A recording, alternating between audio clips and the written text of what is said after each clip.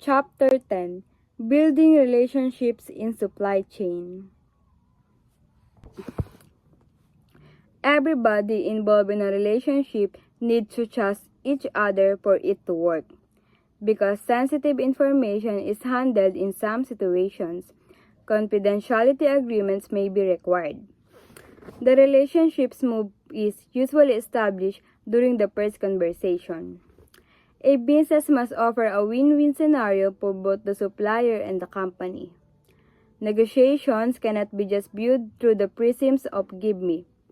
The supplier needs to be put in a position where they can make a respectable profit since both the buyer and the supplier decide to stay in a company. A company's ability to grow depends on two variables. The ability to sustain market share through profitable product sales is the first prerequisite. For a relationship to succeed, all parties must have faith in one another.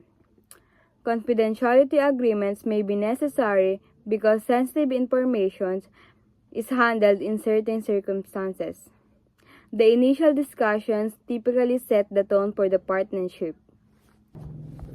Since both the customer and the supplier choose to remain with the company, a business must provide a win-win situation for all parties.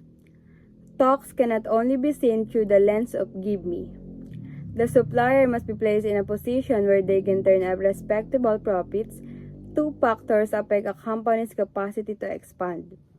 The first requirement is the capacity to maintain market share through successful product sales.